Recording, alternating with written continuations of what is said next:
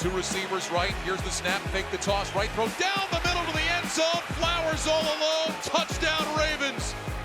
Save Flowers in the middle of the end zone. 9 yards deep. Was all by his lonesome.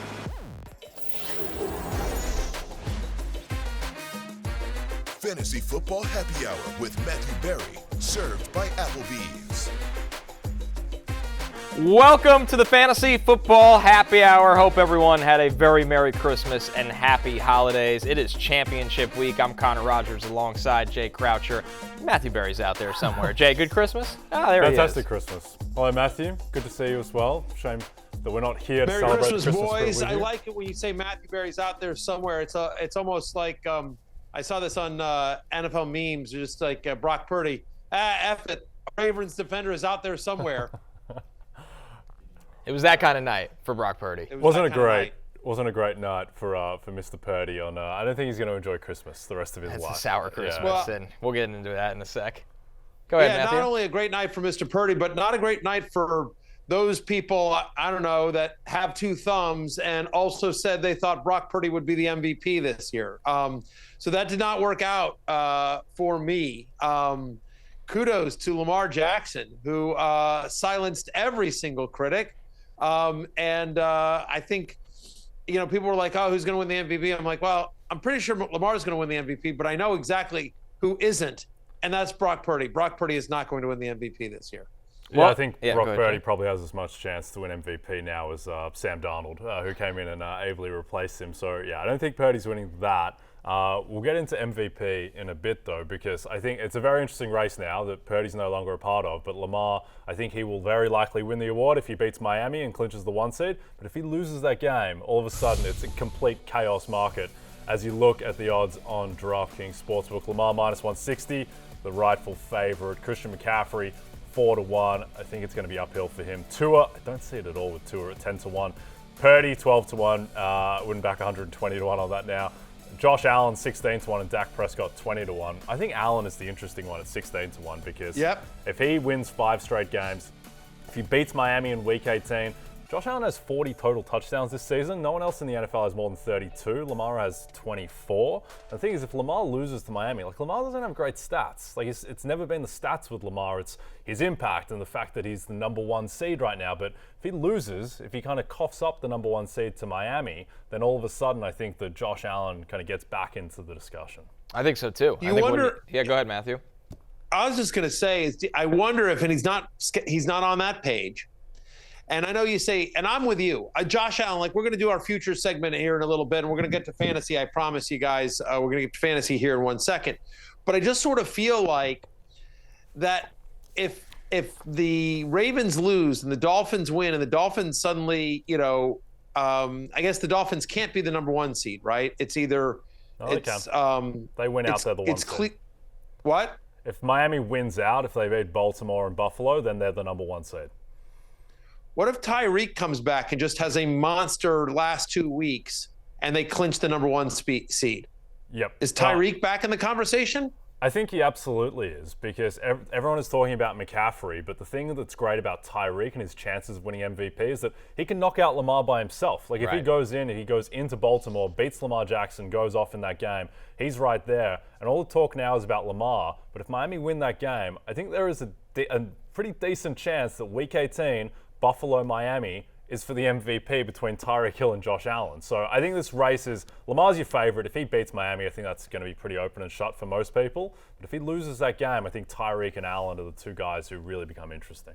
Yeah, it's a field that just keeps changing week after week based on the matchups, and guys just fall out. Dak has a big loss, he falls out. Brock Purdy has the big loss, he falls out. So if you're still rocking with us, congratulations, because that means you're probably here for championship week. And if you're not and you're still here with us, congrats. You're absolutely nuts, and we appreciate you just as much as anybody. Let's jump into the Rotoworld headlines, of course. For all your Rotoworld player news, you can go to NBCSports.com. Let's continue, Jay, with Baltimore at San Francisco, which was, of course, headlined by Lamar Jackson's performance. 23 of 35, 252 yards, 2 touchdowns through the air, as he always does. Lamar gets it done on the ground, 45 rushing yards. And Zay Flowers, the big beneficiary of that, catches 9 passes, 72 yards, and a touchdown in a game where the Ravens had everything working on both sides of the ball. Yeah, Lamar, he was just masterful in this game. And I mean, it's the video game plays with particularly that scramble that we showed to start.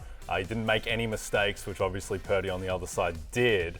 And look, he's certainly got the MVP in his hands after that performance. The funny thing is that the first half, the Ravens couldn't really do anything in the first half. They had the awkward safety. San Francisco were favorites to win this game at halftime. They were minus 130 on the money line. And then Lamar came out, and then the Ravens just started moving the ball at will. And Zay Flowers, I think, is the story of the skill position players and his weapons, where he's emerged as, a legit number one wide receiver. Yeah, Matthew, they drafted Zay Flowers in the first round to at least be a number 2 this year after signing Odell Beckham Jr., but he's a guy that, when he has the ball in his hands, he's absolutely electric, and we saw that last night.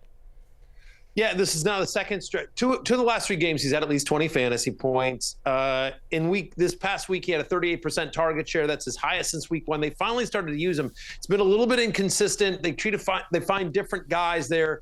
A couple weeks ago, Likely has the big game, and then all of a sudden Nelson Aguilar and Odell Beckham Jr. and I know in the Sunday night game that we had here at NBC, Zay Flowers didn't have the biggest game, but he's finding an impact. They're finding different ways to use him. And I will tell you that next year in fantasy, Zay Flowers is going to be a very popular sleeper for a lot of people, including me as well. But he's had at least a 25% target share in 3 of the last 4. So Zay Flowers is suddenly becoming a big part of this offense, and he's one of the reasons why the Ravens are rolling, especially without Keaton Mitchell in the backfield. For all the Ravens' brilliance in this game, notably in the second half, like you said, Jay, the biggest story in it is the Niners, who were supposed to be unstoppable. They were 5.5-point favorites in this game. And we come out of this game with the storyline being Brock Purdy throwing the 4 interceptions. So let's hear from Kyle Shanahan after the game on his quarterback's tough night. Yeah, the one that he was off on was the first one. Just read the coverage wrong and didn't expect someone to be back there and made a bad decision on the first one. I thought the first one was a big mistake, and the other 3 was pretty unfortunate for him. I didn't mind his demeanor. He stayed in there, kept battling. Our whole team struggled there in the second half, so it just wasn't him. I know he was disappointed not being able to finish it there, but getting that stinger again, it was just wanted to keep him out of there and ready for him to bounce back next week. That was head coach Kyle Shanahan. After the game, Brock Purdy said, "Our team came ready to play, and for me to make some decisions like that, it's not fair to these guys. I have to realize that and understand that, and I have to get better for my team." Matthew, a tough week for Brock Purdy to have his fewest fantasy points in a game this season. Just brutal. He finishes the week with 2.4 fantasy points, QB 34, and I know there are people out there, because I talked to one of them. One of my buddies texted me, says, "I'm trying to decide between Brock Purdy and Lamar Jackson for this game." And we all liked Brock Purdy in this game. And, I said, it's a toss-up. I think Purdy has the floor. I'll be honest with you. I said Purdy has the floor. Jackson has the upside. So it depends on sort of what you need. My friend said, thanks. And he ended up going with Purdy. Just brutal, right? Just awful. And I know a lot of people out there that they rode Brock Purdy the fantasy championships only to have him in the most crucial moment in the fantasy semis and lose. And there were a number of guys like that throughout the weekend. If there's one big theme, I think, of week 16, it's big name players not performing, right? Some guys did show up, for example, and we'll talk about them as we get through the show. And obviously Lamar was one of those guys that showed up, as was Zay Flowers. But this is just a brutal performance from Brock Purdy, who, honestly, you'd have been better off starting Jacoby Brissett this week. You'd have been better off starting Sam Darnold this week than Sam Darnold. It's crazy. I saw somebody on Twitter send to me, they said they were down 9. They were like, it was like, you want to talk about a holiday miracle. They were going into last night, they were down 9, and they were facing a guy with Brock Purdy, and all they had left was Justin Tucker. And they won. So it's just again, fantasy football, you never know. Bad day at the office. Here's what's positive, though, for Brock Purdy. For anyone that manages to survive and have Brock Purdy on their team, or Debo, who was a little bit disappointing last night as well. Look who's coming up on their schedule next. The Washington Commanders. And this is amazing because I think about my Commanders, right? And here they are. They're terrible, right? They lose to the Jets. We'll talk about that in a second. But now they've got a very angry, pissed off, very motivated 49ers team that just got embarrassed on national TV, and they're going to just take it out on somebody. Who's next? Who do we get? They get the Washington Commanders. This is sweet. I can't wait to see the massacre of my team. This is so sad and depressing. Yeah, I think that with Purdy, I mean, Purdy came into last night. He's minus 250 to win MVP. I thought he was the rightful MVP favorite. I think he would have won a vote that was held yesterday morning. His production was in a different stratosphere, but I mean, Shanahan's explaining away those last 3 interceptions. Like, Purdy could have thrown a couple more on top of that. He just seemed, after that first one to Hamilton, I understand some of these balls are tipped, and the one where Stevens comes off the corner blitz, there's not much you can do about that one. But the others, like, he shouldn't be letting go of the ball in these situations. When he slid that screen pass into McCaffrey on the left sideline in between a thicket of bodies, it just seemed like he was just rattled after the first interception, and just the speed of the Ravens defense. And this is the thing with Purdy, is that we talked about this, is that he's been lighting up bad pass defenses. Been lighting up the Cardinals, the Bucks, the Jags. Seattle's defense has struggled a bit lately. And now against Baltimore and Cleveland, the 2 best defenses in the NFL, he really struggled. So fantasy-wise, I don't think there's really a takeaway. He'll be fine against the Commanders. But, you know, Super Bowl-wise, it has to be a little bit of a concern if he's going to see Baltimore in there. Well, oh, by the way, and the other thing is, right, I mean, he reacted poorly when he's under pressure. We can move on after this. But, like, the fact of the matter is that Baltimore's line had their way with the Niners. Trent Williams leaves this game with an injury as well, which so much is talked about, you know, the Ravens and Lamar and how good they were and dominating they were and how bad Brock Purdy was. But, like, that's a significant loss if Trent Williams is going to miss any amount of time. He missed basically kind of the second half of the game there. And, like, look at what they did when Trent Williams was out earlier this year. That's a massive, massive loss. They were banged up and down that offensive line last night. For as bad as Purdy's night was, it's still salvage guys like George Kittle having almost 20 points, Brandon Ayuk having over 17. Matthew, you mentioned the tough night for Debo, but obviously a great game for Kittle despite this offense having its struggles, specifically in the red zone as well. Yeah, I mean, listen, he had that big 58-yard reception in the first quarter. That was almost 46% of his total receiving yards. But very nice game. Good day at the office for George Kittle. His best game in a week since Week 11. Most fantasy points in a game since Week 11 as well on George Kittle. So very nice to see. Again, you know, what was encouraging is that Kittle's production came with Brock Purdy under center. A lot of Ayuk stuff came with Sam Darnold in the game towards the later part of the game. And, of course, McCaffrey had that big run to lead him down on that one drive, their one touchdown. So it was nice to see that even in a game in which Brock Purdy was struggling, George Kittle got his. Yep. Just lastly, before we move on, just want to say one quick thing. Everyone's pouring dirt on the 49ers, anointing the Ravens as the best team in football. If these two teams play in the Super Bowl, 49ers are going to be favourite. That's just how the market works. They're going to be 2.5, 3-point favourites, I'd expect. So wouldn't count out San Francisco no matter how bad last night. And their Super Bowl odds kind of indicate that, Jay. Yeah, there's still plus not a lot of 220. right, not a lot of movement for San Francisco even after the bad game. We move over to the Browns, who Joe Flacco and Amari Cooper absolutely destroyed the Houston defense. Flacco 368 yards, 3 touchdowns, throws the 2 picks as Flacco does, but it doesn't matter. He finishes QB3 on the weekend, and we got to hear Flacco after the game on the idea thrown to him of being comeback player of the year. Take a listen. It's got more awards time in the league and people talking about awards, and you're actually being discussed as comeback player of the year candidate. Do you consider this a comeback? Who knows what constitutes as a comeback? I've only played 3 games. I mean, it's kind of crazy. Yeah, right, exactly. Come back from, you know, not going to training camp and busting kids around.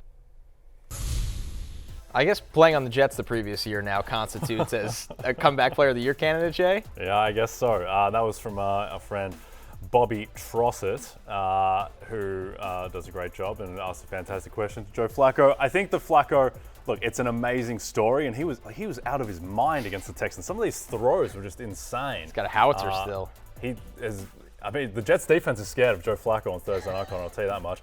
I don't think he's going to win comeback player of the year because I think that Damar Hamlin as we've said before, Connor, there's only 2 blokes who have ever come back from the dead, and Jesus of Nazareth didn't have a comeback player of the year to win. So I think Damar Hamlin is going to win that award. But Flacco, it's an incredible story. You see, he finishes the week as the #1 quarterback in fantasy, which I know all too well because Matthew Berry had him on his team going against mine in the fantasy semifinals. But I mean, Flacco, that connection with Amari Cooper and just his ability to throw the ball downfield. I mean, you don't want to start him against the Jets, I guess, but it certainly does have a higher ceiling than you'd ever have thought. I guess we could ask you, Matthew. He helped. Are you going to start him against the Jets? I think I have to, because my only other option in our league is Sam Howell, who's playing the 49ers and who's been benched in 2 straight games. So you see here's the matchup. You see it there on your screen, live at noon on the cock. That's my team. We dispatched the stick men. I thought I was going to lose, but Joe Flacco had other ideas, as did Amon-Ra St. Brown, my fantasy ride or die. My buddy 8, CeeDee Lamb, of course, one of the few bright spots for the Cowboys this week. It was not to be for the stick men. Stephon Diggs did not have a good game, which we'll talk more about that later as well. That was absolutely brutal. Najee Harris didn't get you 1 touchdown. He didn't get you multiple. I thought for sure that was happening. I mean, Flacco, unbelievable. But not only did he help me beat Jay, but Field Yates used him against me in my ESPN Dynasty League and knocked me out. I lost by 9 points. He tripled my Trevor Lawrence in that Dynasty League. Look, Joe Flacco, unbelievable. Over the last 4 weeks as the Cleveland starter, right? He's the 7th best quarterback in fantasy. He's averaging almost 20 fantasy points per game. He's had at least 300 passing yards and 2 touchdowns now in 3 straight games. He's in every single game that he's played for the Cleveland Browns, he's got at least 42 pass attempts. They're slinging it all over the place. And that's going to be the big question. We'll talk about this going further on in the week, but he now has to play the Jets revenge game, #revenge game for Joe Flacco on a short week. In my case, I think I have to use him because, again, my only options are Sam Howell or Bailey Zappi, just because we're in a 2 QB flex league where everyone that is any good at all is snapped up. So those are my options. I also have Jalen Hurts, as you saw on your screen there, as my #1 QB. But I think I am starting Flacco against the Jets and not feeling good about it. But we'll talk about this more. But I think as great a story as Joe Flacco is NFL-wise, an even better story fantasy-wise is what Amari Cooper did, putting fantasy teams on his back and leading them to the championship game. You see it there on your screen. The second best fantasy performance this season.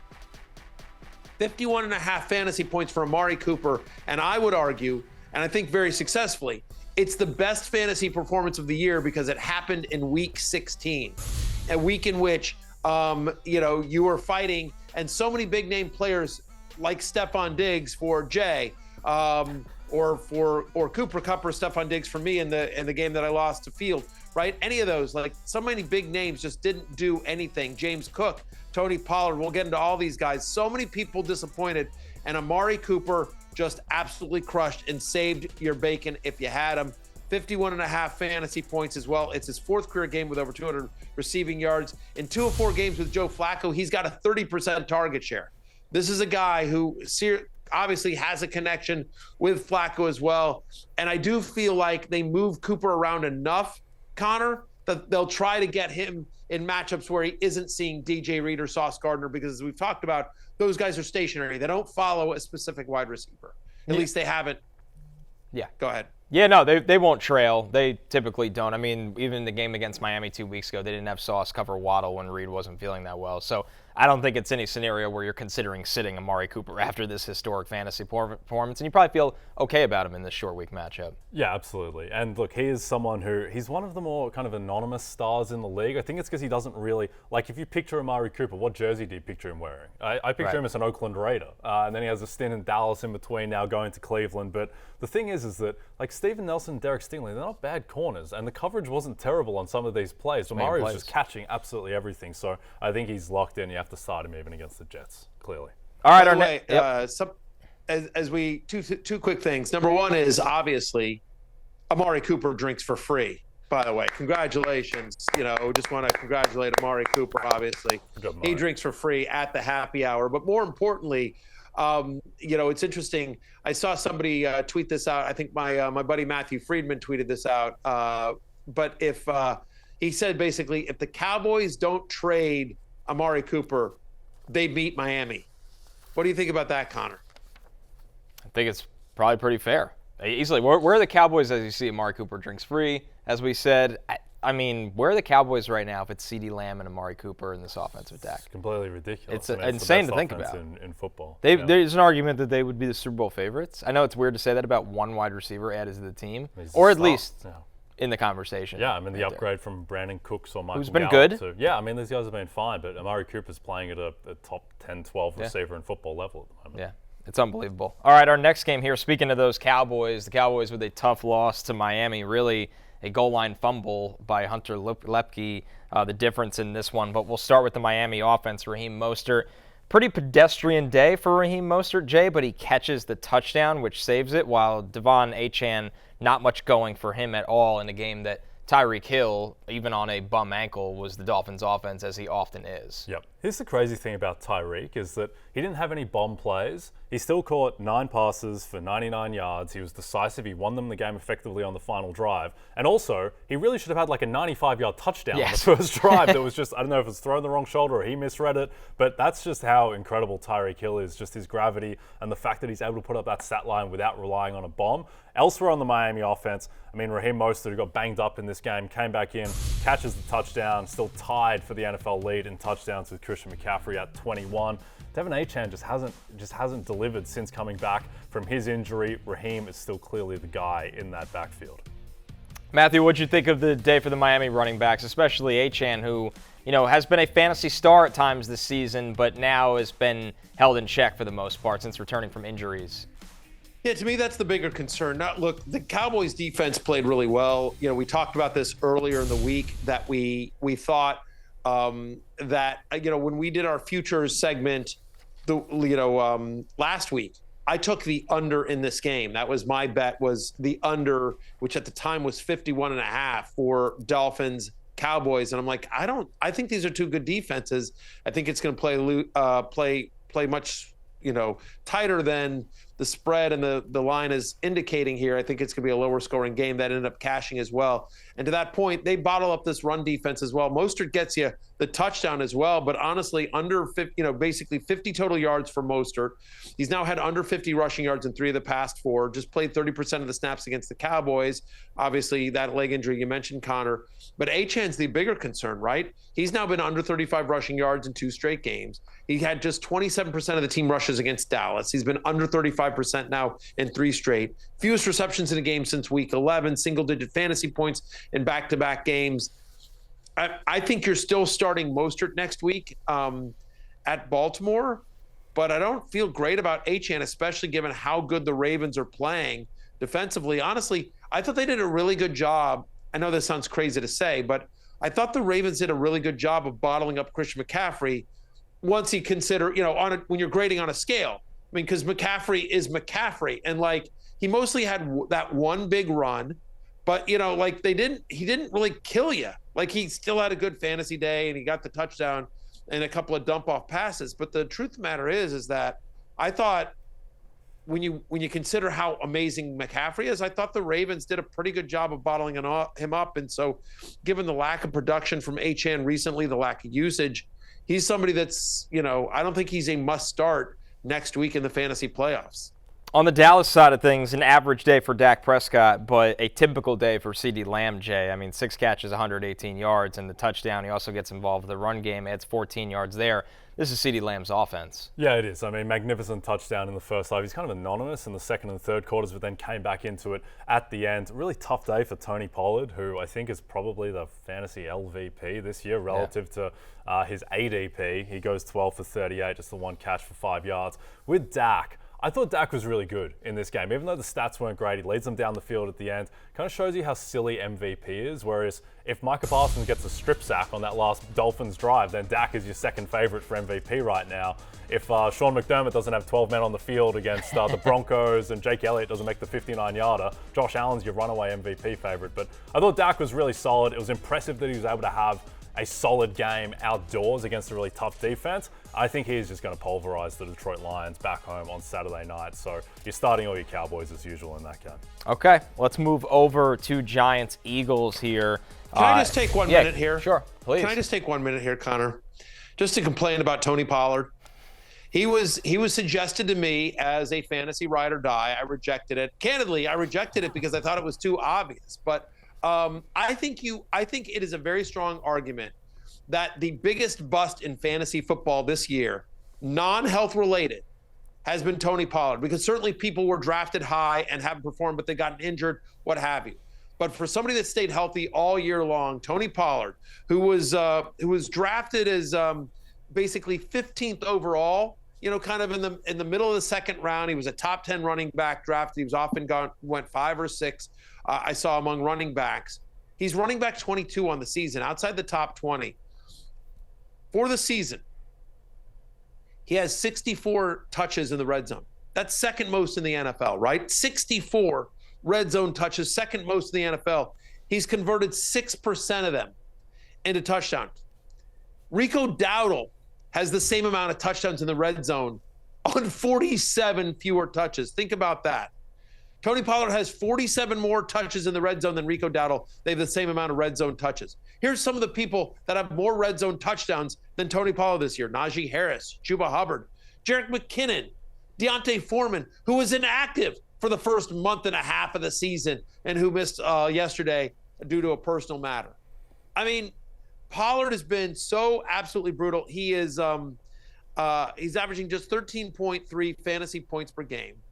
By the way, those running backs that I just mentioned, Hubbard, McKinnon, Foreman, Harris, Najee Harris, they all have fewer than 35 red zone touches. So here's a guy, 64 red zone touches, converted just 6% of them. And you saw it against the Dolphins as well. He gets a sweep. He's got the edge. All he has to do is pick the right angle. Like, he could have beaten the guy to the corner, to the pylon. Instead, he cuts it inside, gets tackled at the 1 inch line, doesn't get a touchdown. Now you're saying, Barry, why are you bitter? Why are you so angry? Did you have him on a fantasy team? Did you have him in a playoff that you needed him to come through for you? And the answer is yes. You're damn right I did. Yeah, it's awful. Brutal. It's very upsetting. It's one thing if you have offensive line issues, if you get hurt, but like, he's gotten opportunities. He's gotten massive amounts of opportunities, and he just hasn't converted. He's been bad this year, guys. He's been bad on an offense of the Cowboys that overall has been good. Anyway, I'm very bitter about Tony Pollard. He single-handedly killed one team that should have won a championship. I was in an expert league, and I was in the semifinals, and I would have won. But instead, I had James Cook and Tony Pollard, and they combined for 10 points. It's a very deep league where you start like 6 wide receivers. It's a crazy league. And the guy that was playing, Jared Smola, shout out to my buddy Jared Smola over at Draft Sharks, does a great job. Jared Smola started Justin Watson. Justin Watson had more fantasy points than Tony Pollard and James Cook combined. That was the kind of day it was for me. Okay, it's all noted, Matthew. If Tony Pollard scores that touchdown, I move on. Oh, by the way, and if Darren Waller, like if stupid Tyrod Taylor hits Darren Waller, perfect segue. Yeah, exactly. I would have won as well because it's a tight end premium league, and I had to start Darren Waller. It's a super deep, crazy deep league. Anyway, congratulations to Jared Smola for being smart enough not to draft Tony Pollard, who was awful this year. Good job, Jared. Perfect segue to Giants-Eagles. Jay, the Eagles hold on in a game that it feels like the Giants had no business being in. Tommy DeVito gets benched, which breaks all the hearts of all the Italian Americans in North Jersey. Tyrod Taylor comes in. Things get kind of interesting. Jalen Hurts, a fine fantasy day, a pretty standard Jalen Hurts fantasy day for this season, but Overall, it was, DeAndre Swift show. Saquon Barkley was fine in this one. It's just bizarre that the Eagles, this was a sweat for them. Yeah, I just think the Eagles' pass defense is just broken. Like, there's just nothing there. The way that Slayton gets open at the end to make it a game again. And the Eagles right now, Jalen Hurts, he just doesn't look right. He doesn't look like the same guy as last year. He's not stepping up in the pocket. He's like strafing to the side constantly. Look, I think this Eagles team from a fantasy perspective is maybe the most simplified, easy to understand team in the NFL, because you start Hurts, you start Brown, Devontae Smith, Dallas Goedert, and you start DeAndre Swift, even though you know that he's going to get vultured at the one, as he did again in this game, though he did get in the end zone with 20 carries. And Gainwell had a nice little game in his little burst, but for the most part, it's really just the known commodities that you can trust on this team, and there's not too much else to say, I don't think. Yeah, I think that's right. I mean, I think that's the thing is that, they play Arizona next week. It should be another get-right game for this offense. You're starting the obvious guys. You're starting Hurts, Brown, Devontae Smith, Dallas Goedert, and DeAndre Swift. It is worth noting that he's had 22. This is DeAndre Swift. He's had 22 goal-to-go carries this season. He's converted 4 of them. 4 of 22.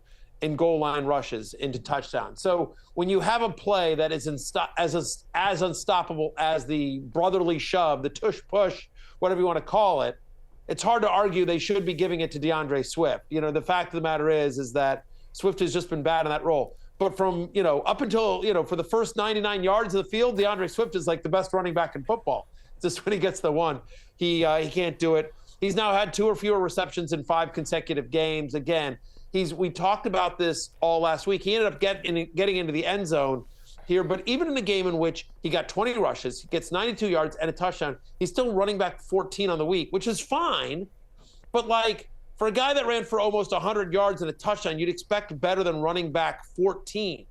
He's not involved in the passing game, and he's going to get vultured a lot at the goal line. So he remains a mid to low tier RB2. There's just nothing else he can do about it there as well. Kind of crazy to think about, though, by the way, just to bring this up one last time. Jalen Hurts I played the stickman. I played Jay, right, in a battle of good versus evil for our show league. And my 2 quarterbacks were Jalen Hurts and Joe Flacco. Jalen Hurts finishes the week as QB7, Joe Flacco QB3. Jalen Hurts was the second best quarterback on my fantasy team, but still enough to dispatch the stickmen. Matthew, the Barry Rogers Bowl, Commanders-Jets, lived up to every bit of the hype. And we talked about Amari Cooper being a fantasy playoff hero. You could say the same for Breece Hall. I know you're thrilled the Commanders pull off a loss after a scary comeback. Breece Hall, 20 carries for 95 yards and 2 touchdowns, but 12 receptions for an additional 96 yards. Breece was the offense with Trevor Siemian under center. He's now had 26 fantasy points in 2 of the past 3 games as well. He's the only running back with 20 rushes and 10 or more receptions in a game this season. The first, you'd have thought maybe Alvin Kamara had gotten there, but no, Alvin Kamara hasn't done that himself since 2021. So, Captain Checkdown, Trevor Siemian. And I love Breece Hall. He was somebody that we had on the love list. We thought would have a very good game. He shows up in just a massive way, just a huge way here for the Jets and honestly for the Commanders. Because look, we had no business winning this game. We're not going anywhere. We should have lost this game. We had Sam Howell in there. It was all going according to plan. I had bet Jay, Jets -3. It was all going according to plan. And then Ron Rivera stupidly throws in Jacoby Brissett and suddenly makes it a competitive game. What are we doing? Why are we trying to win? Absolutely not. The tank needs to be on. What are we doing? What are we doing, Ron? But luckily, that last drive, a master class in tanking history, and Siemian able to drive them down. Zuerlein kicks the game-winning field goal, and I have already forgotten this loss, but I remember Marvin Harrison Jr. in a Commander's uniform for the next 15 years. Well said, Matthew. Or Drake Maye if he wants. Drake Maye or Caleb Williams if they end up falling to us. I don't care. I don't know who we're getting at 3. I just know that person's going to be awesome. And thank you to the Jets for sending their franchise back a little while. God bless. Although Jay does win ultimately ends up winning the bet, which is ridiculous because if you go back and watch the tape, we're just talking Jets Commanders, and we shake on it. And as we shake on it, Jake sort of throws it in there. Oh, yeah, I'll give you Jets -3. Yeah, exactly. We didn't really talk line because these were evenly matched teams. The line went back and forth, but whatever. It doesn't matter. Hell to the Commanders. Hail victory. It's a handshake agreement. You don't Great get loss. the favorite at -140. You get the line. That's how it goes. It is terrifying to think about what Breece Hall is going to look like next year with a real quarterback. I mean, McCaffrey's obviously a number 1 running back, but Breece Hall's going to have an argument for number 2, I think. Just the volume fully removed from Yes. that knee injury is what stands out to me in the pass game, and we know what kind of player he is as a runner. Our last game, Packers, Well, that's Panthers. a great call, by the way. Just very quickly, that's a great call on Breece Hall next year, and we'll have a lot. But with Aaron Rodgers there and a year removed, he's going to be in the top 5, especially because a lot of the bigger name running backs that normally go, the Ecklers, the Pollards, they've all really disappointed. So, James Cook might be up there. I don't know that there's much to take away from from the Commanders real quickly, just because I know Chris Rodriguez gets the end zone twice. You got Antonio Gibson. Well, it doesn't look like Brian Robinson's going to play. They're playing the Niners. They're playing an angry Niners team this week. So I don't know that there's any Commander that you feel great about starting, even though they put up some points in a couple of moments here against the Jets. We'll talk about that more as the week goes on. Yes, we will. Our final game, Packers, Panthers, a little bit of a scare for Green Bay in this one, Jay. Good day for Bryce Young, but ultimately the highlight was Aaron Jones topping 100 yards, 127 yards for Aaron Jones, who gets it done on the ground in definitely a sweaty one for the Packers. Yeah, the Packers aren't very good at the moment. Struggling. I think the key thing here is just that Aaron Jones got 21 carries. Just with what he's been dealing with health-wise, Right. His ability to take that workload was awesome. But to me, the biggest story out of this game was the fact that Bryce Young looked like a real NFL quarterback. He had a PFF grade in the 80s. He has a 110 passer rating, 78 QBR. And the Packers don't have a great defense, but Bryce Young hasn't been able to do this against bad defenses Right. in the past. So I think that's really encouraging going forward for him. Yeah, Joe. Yeah, and honestly, go ahead, Matthew. I would have liked to have seen a replay of that last play. I thought he got it spiked down with 1 second left. It was interesting. I would have liked to seen, I don't know. It was a weird one. The interesting thing about Aaron Jones, I'm with you, Jay, in terms of the fact that he got ultimately 22 touches. It's weird they didn't use him in the passing game more, but he looked like Aaron Jones. This is what happens when you free Aaron Jones. Good things happen as well. Unfortunately, he doesn't get into the end zone. I desperately needed Aaron Jones in the league where I had Kupp and Diggs, and I lost a field. Seriously, if I get that second touchdown from McCaffrey or 8 million different things could have happened, I would have won, and literally none of them did. DJ Chark has a big game here with Bryce Young under center. 8 targets, his second game this year. He's had at least 18 fantasy points in both those games. I don't know that you're trusting that at Jacksonville, even though revenge game for DJ Chark next week as well, and Bryce Young looking better. But good day at the office there. I don't know. I just on the road at Jacksonville, that one would be tough as well. But Chuba Hubbard continues to get a lot of work and look like a workhorse back. He had a nice game as well, and he ended up getting into the end zone for the Panthers. Before we go to break, let's take a look at some notable injuries we're tracking coming out of the holiday weekend. Trevor Lawrence now with a right shoulder. Trevor Lawrence has had just about every injury in the book this year. Yeah, and he's playing through them all, to his credit. Jaylen Waddle, that's a serious one. He was bad, though. He has been bad. Jaylen Waddle, that has moved to being a high ankle. Jaylen Waddle's status for the rest of the season is looking doubtful right now, but we'll have more on these throughout the week. Same for TJ Hockenson with the knee, a significant injury. Jordan Addison with the ankle. Dontayvion Wicks with a chest injury. Cole Kmet with the knee. Courtland Sutton in concussion protocol. Same for Isiah Pacheco. And Brock Purdy had a stinger, obviously. He's okay. We're taking our first break. When we're back, Waiver Wired. If you need some help for your final fantasy matchup of the season, we're here to get that done right after this. Get your weekday started with Bet the Edge. Join Jay and Drew Dinzik as they tackle the biggest games from every angle in the NFL, NBA, and more. So whether you're targeting spreads and totals, looking for value in futures markets, or circling player props, Jay and Drew have you covered with new episodes every weekday at 6 a.m. Eastern. I don't look great with facial hair. 6 Kind of like a.m.? well, that's when it comes out. We do You it have the to day tell the before. people that. It's Why does my showbiz. facial hair look like Leonardo DiCaprio on The Departed? Yes. But worse. You got the Anyway, shadow yeah, we'll going work on there. that. We'll work on that. All right, Waiver Wired running backs. Once again, if you're still here and you need some help, Congrats to you. How about we start with Zamir White against the Colts this week, available in 70% of leagues. The Josh Jacobs injury tracking this week, Jay, was a bit of a thriller of a movie. It felt like Antonio Pierce was confident Jacobs would play. It was trending the right way. And then he ultimately doesn't play. And Zamir White and fantasy managers that had Zamir White benefit from that in his 145 rushing yards. It's been the strangest Raiders season. They fire their coach. Jimmy Garoppolo's the quarterback. Brian Hoyer was the quarterback. 2 weeks ago, they lost 3-0 to the Vikings. Josh Dobbs, who's now benched. It's just bizarre. Now all of a sudden, Zamir White is the best running back in the NFL. They just completely gashed the Chiefs. And the Chiefs, they were selling out to stop the run, and they still just couldn't stop it. So Zamir White, who knows what's going on with Jacobs' health, but, I mean, Zamir White, I think he just has to be started if Jacobs isn't going to be able to go. Yeah, Matthew, he's your top running back waiver ad this week, correct? Yeah, he's obvious. But, what's amazing is because so many people thought that Josh Jacobs was going to play this week. And, obviously it was a Monday game. And so Zamir White is still available in 70% of leagues. And I think that's a result of both people thinking, it was 1 week, but, Jacobs is going to be back. And then also, obviously, most leagues only had 4 teams playing this week, but still 70% available. Over the last 2 weeks with Josh Jacobs out, he's gotten 42 touches, which is 80% of the Raiders running back touches.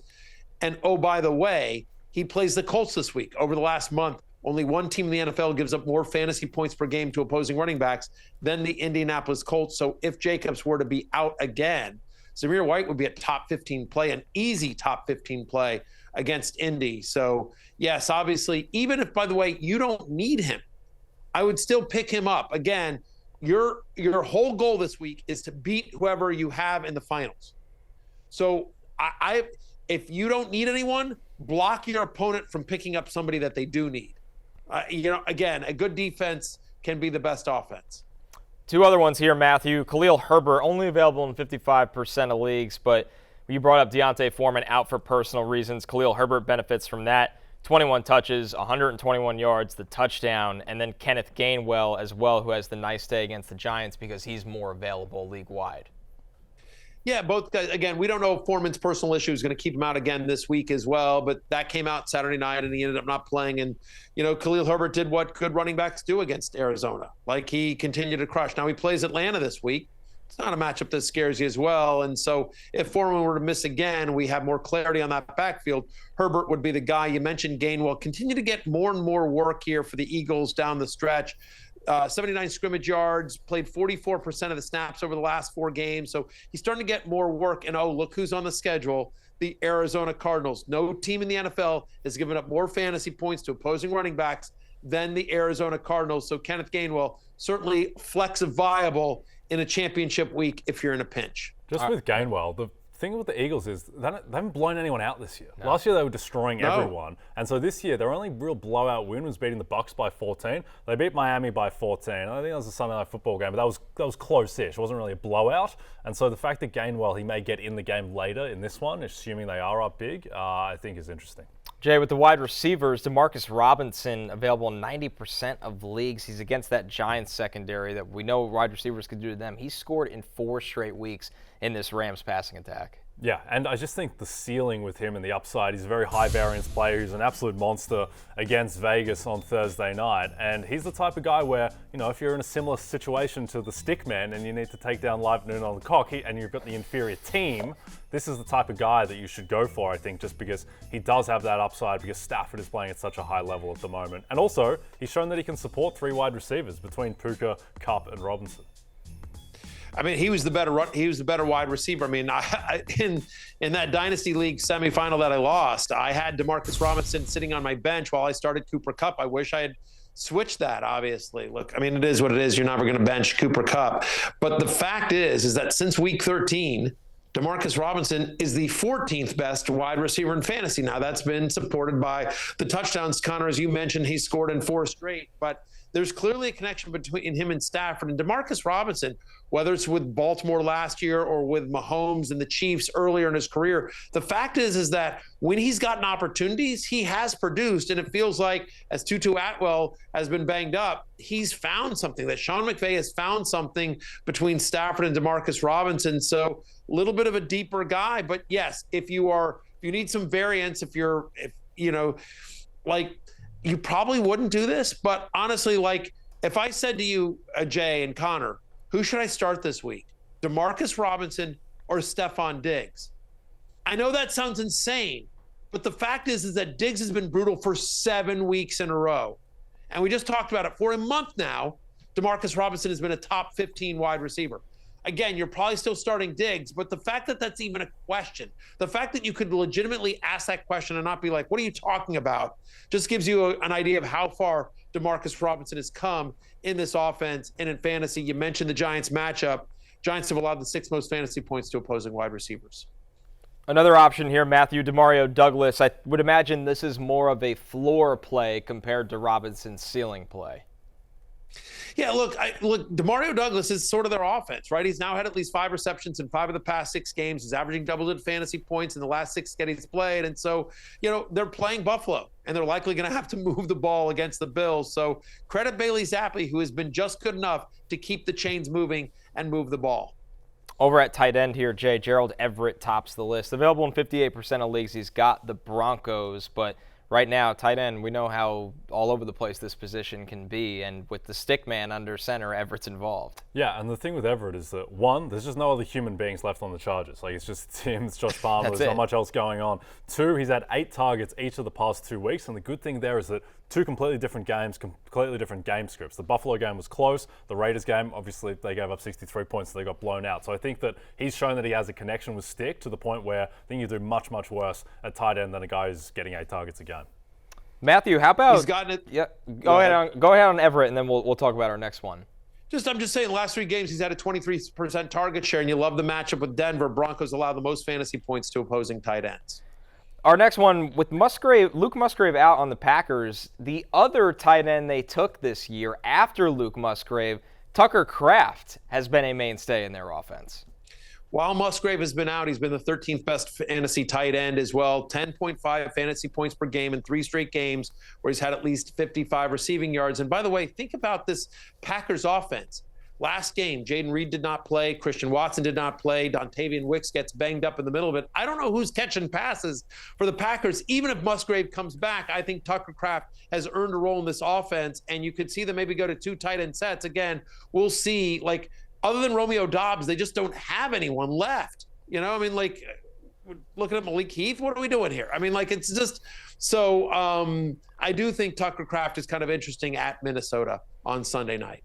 At quarterback, Jay, Derek Carr, available in 61% of leagues. He's coming off the 3-touchdown performance. Back-to-back games with 20-plus fantasy points. You know a thing or two about starting Derek Carr. Yeah, very bittersweet that the 2 names on our list here for quarterback are Derek Carr and Nick Mullens, a.k.a. the 2 champions of the stickman. They did their job, Connor. Stephon Diggs didn't. Travis Etienne didn't, among others. But Carr, the fact that Chris Olave is fully healthy and had a monster game, I think bodes well. And also, I know the Bucs, they played well against the Jags defensively, but I think that says more about the Jags than the Bucs. This Bucs pass D has been terrible all year. They've been vulnerable deep. So I think that Carr is a very viable option. And so is Nick Mullens against the defense that just triggered Bryce Young's best ever game, only ever good game.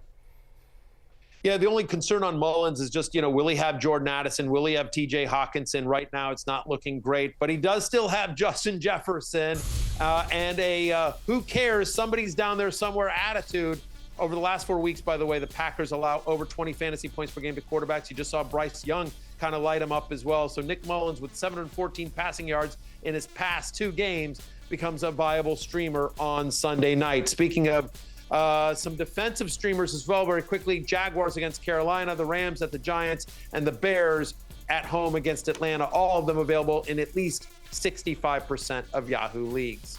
We're going to take one more break. When we're back, we got our Back to the Futures bets for you, as we always do. Talking Coach of the Year, a little NFL draft, and a conference champion right after this. Don't forget, on DraftKings Sportsbook this season, new customers can bet $5 and pocket $150 in bonus bets instantly. Plus, all customers can get a no-sweat same-game parlay every day. Download the app and use the promo code Barry when you sign up. DraftKings Sportsbook, the crown is yours. It is that time of the week, as we always do on Tuesdays, a little Back to the Futures action. Jay, you've been all over the Coach of the Year market this year. What are you looking at now? Looking at Kevin Stefanski at plus 200, who was the second favorite in this market behind Dan Campbell, I think Stefanski should be the favorite. One, do you know how many of their week 1 starters they were down by the end of last game, Connor? 9. 9 of their week 1 starters are out injured. They are completely decimated. They lost Nick Chubb. They lost Deshaun Watson, their franchise quarterback. They're down both their starting tackles, both safeties. They're all done for the year, and they're 10-5. They beat San Francisco with PJ Walker. They went into Baltimore, beat that team too. He's got wins with 4 different starting quarterbacks. 2 of them are Joe Flacco, who was on the couch, and then PJ Walker, who might be the worst quarterback in the league. I just think Stefanski, his story is too ridiculous. I think he should be favored to win this award. I'm with you. I like it. All right, for me, I'm looking at the NFL draft. The first overall pick right now, Caleb Williams is the favorite at minus 650. Drake Maye's at plus 475. Teams haven't even met with either of them yet. The coaching staffs haven't done their evaluations, just the scouts have. This should be a lot closer to maybe not a pick, but Drake Maye should be plus 200, plus 150. I cannot believe how far apart they are right now, and I've talked to enough people to think some teams have Drake Maye as the top guy, some teams have Caleb Williams as the top guy. I know one team that likes Jaden Daniels a lot, so this is way off. There is value in the draft market. Matthew, what are you looking at? Well, you know, it's interesting. One of the guys that wasn't mentioned on that Coach of the Year graphic, but probably should be, is Sean McVay. The Rams were left for dead. Oh, they're rebuilding. Oh, they've traded all their draft picks. They don't have anyone. You know, Stafford's a shell of himself. And honestly, the Rams have been really good. So if you're not going to bet them to win Coach of the Year, how about the Rams to win the NFC at 30-1? I think the 49ers showed last night they're vulnerable, like in the right way. So Rams played them tough earlier in the season. They're going to play them in week 18 as well. And so you think about the one time the Rams played the Niners in the playoffs, and this is going to be basically like a playoff game, like the Rams won. And so I think there's a chance where even if the Niners win in week 18 and the Rams get in, it's tough to beat a team 3 times in a row. And so could the Rams beat the Niners that 3rd time in the playoffs and win the NFC? I like the Rams at 30-1 to win the NFC as a bet on the futures. Yep, I like that too, because just with the way the bracket is structured too, the Rams aren't going to get to the 5 seed. That's Dallas. So then, assuming that San Francisco get the 1 seed, Rams get to avoid San Francisco until the NFC title game. And the Rams can absolutely beat Detroit or Philadelphia the way those 2 teams are playing and their vulnerabilities defensively. So, yeah, I think the Rams are pretty live. It's a long shot. Yeah, and we've seen Sean McVay's been there before. I think people are discounting that as well. As he's played in these big games, he's schemed for these big games. As bad as the defense can be at times, that offense can keep up with anyone right now, Matthew. I was just going to say that I feel much worse about Philadelphia's chances after yesterday's win. Again, like they keep losing, and then honestly, that game should not have been close at all. And honestly, if Tyrod Taylor hits Darren Waller in stride, it's a much closer game. I mean, like, if I'm the Eagles, I'm panicking. They do not have a defense, and you can't win the NFC without a defense. All right, that's it for us. For Matthew out there in the world, for Jay, I'm Connor. We'll be back tomorrow, 12 p.m. Eastern Time on Peacock.